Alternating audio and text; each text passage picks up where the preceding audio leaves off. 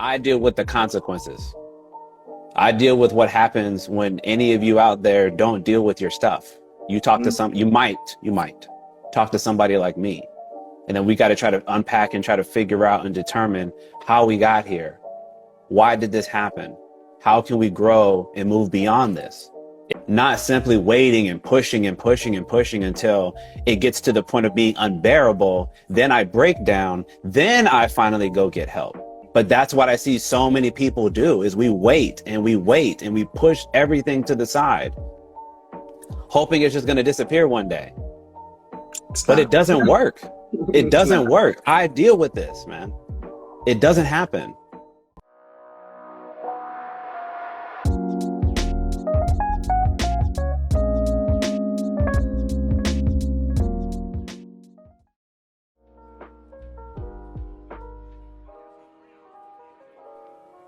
I definitely agree. I've seen it myself as well. I have a lot of friends my age who are, honestly, like they went through like I think a great example of that because I feel like it's a global traumatic experience. Through the pandemic, I've seen a lot of friends who went through a lot of hardship during that time, and literally I have just been avoiding those conversations. I've really been avoiding diving into how they felt seeing so much pain altogether, how they felt being alone and isolated for so long. And like you said, many of them end up snapping or unloading on someone and then like saying, and I quote, I don't know what happened. I don't know where that came from. And there's always as scientists, we live in determinism. Like there's always a reason for things to happen, especially behavior. There's always a reason. It's always coming from somewhere. It's always stemming from somewhere. I've noticed a lot of young men specifically who are kind of like trying to breezing through, acting like it never happened, like really acting as if I'll forget, it'll get smaller. But realistically, like you said, it really does grow. Like it really does continue to expand, and that can be really hurtful. It could really cause a lot of pain in our lives. And if you're a man of color, you're already dealing with a lot of challenges. For you to have to also deal with more pain, and isolation and suffering, it's really hurtful. It really is hurtful, and it really is unnecessary. To bring that back, because I really think we're experiencing so much unnecessary suffering that we don't need to be experiencing simply because of paradigms and ideas that we're holding on to. Because we think that we can do everything on our own. The old ones, I would say. The old ways of thinking, right? Yes. The more traditional ways of thinking that I think we desperately need to evolve on those ideas, because it's, I again, for me, I have to listen to these things almost every day. And I'm not talking about just the news. Like that's just added on top of. I'm talking about I have to deal with, again, I deal with the consequences. I deal with what happens when any of you out there don't deal with your stuff. You talk to you might talk to somebody like me. And then we got to try to unpack and try to figure out and determine how we got here. Why did this happen? How can we grow and move beyond this, if possible? But I would simply say back, it would be much better to me in everybody's interest for us to proactively understand how these things occur and try to fix them sooner rather than later. Not simply waiting and pushing and pushing and pushing until it gets to the point of being unbearable. Then I break down. Then I finally go get help. That to me is not the best strategy. But that's what I see so many people do is we wait and we wait and we push everything to the side, hoping it's just going to disappear one day. But it doesn't work. It doesn't work. I deal with this, man. It doesn't happen. I have to deal with all the fallout, and I don't mean to try to be dark here, but I have to see some of that stuff. The people that we don't get back, the situations that don't get resolved. And I don't want that for us. So we got to do better. But we have to encourage each other, right? Which is why we're here. We have to encourage each other to know that, hey, we'll listen. It's not weak of you to share whatever you got going on.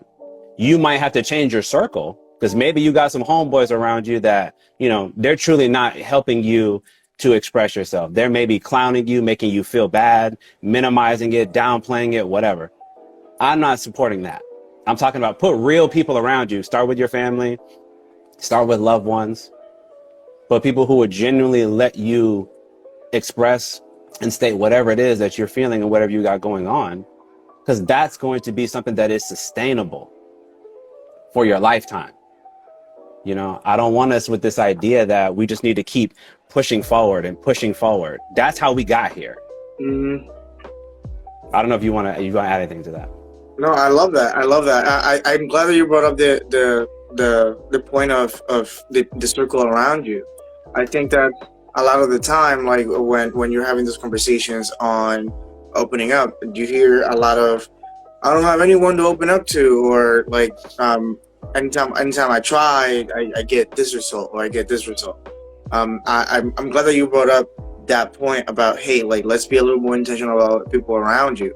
Do you have any suggestions about how we can go about, you know, being intentional or even choosing the people that we're going to have around us that are going to help us to have that open space? Like how can we go about knowing if someone it's going to create that space for us?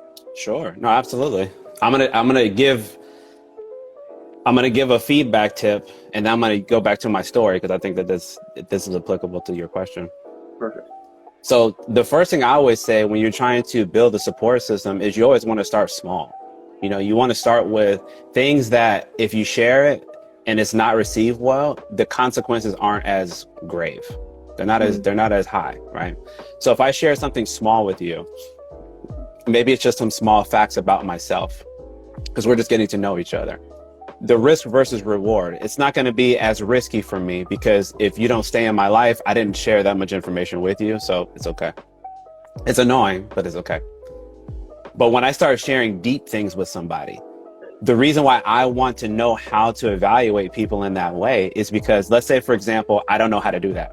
And then I'm meeting you for the first time, Carlos, and I unload everything onto you, right? Mm-hmm. And I'm hoping like, man, you know what?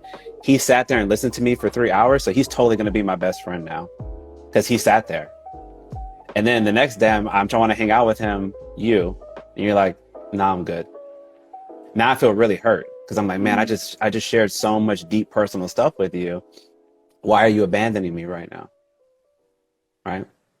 But I need to slowly, gradually build up to that is my point.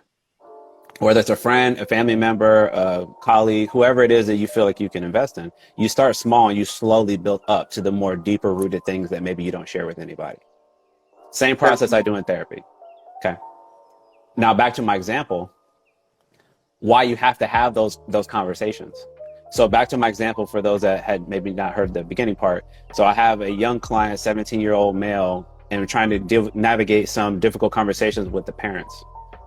So one thing that we did is we absolutely tackled the elephant in the room. We didn't try to go around it and say, hey, you clearly have issues with trust with your parents. What's going on with that? And I prompted him and encouraged him, and we worked on it to be very open and transparent with them. Why? Because they need to hear it from his mouth, not mine. That's the whole point. You have to communicate with them. I don't want to be the one constantly trying to say what I think you feel. You need to be able to express how you feel. Right? That's how you build a real relationship.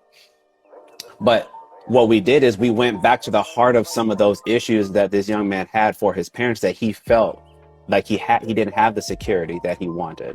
So he didn't feel like he could be expressive and open with them, which is why he had been distant all this time for the past few years, which was also creating dysfunction in his life because he was trying to deal with everything by himself, even when he clearly couldn't handle it.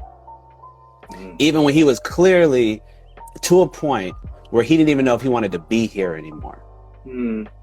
Right? As an outside person looking and observing this, to me, that's clinically significant. For sure. Right? But still, before we had that conversation, this young man's mind, it is, I can figure it out. No, you can't. You can't. If you could have, you would have already. Right. That was my example when I talked about we get to this point of being in crisis mode. That's when we start usually waking up like, oh my God, I don't know what to do anymore. Maybe I just shouldn't do anything. Maybe I should just walk away and just forget anything even existed. I don't want us to have to get to that point. So the point of this point I'm trying to make is that we start by slowly growing those relationships with each other, slowly building them over time, being much more intentional and thoughtful about what information that we share. And then you grow deeper in connection and feel more secure with that person.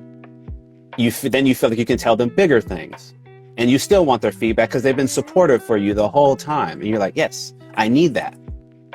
We want to encourage that type of thinking so that in my example I just gave you with my young client, you don't have to be like him. And then years go by and now you're worse. You're worse because you're more closed off. You don't open up more. Now you're more distant. We don't want to encourage that type of thinking. So we got to start now. I love it. I love it. Yeah, honestly, trust is absolutely everything. Like really building that trust and that connection with people is necessary. And yeah, like that's really gonna save us a lot of that pain. Like that's such a beautiful description, and it shows what happens when we don't, and the outcome that we can have. Really, like really intense results that we can experience.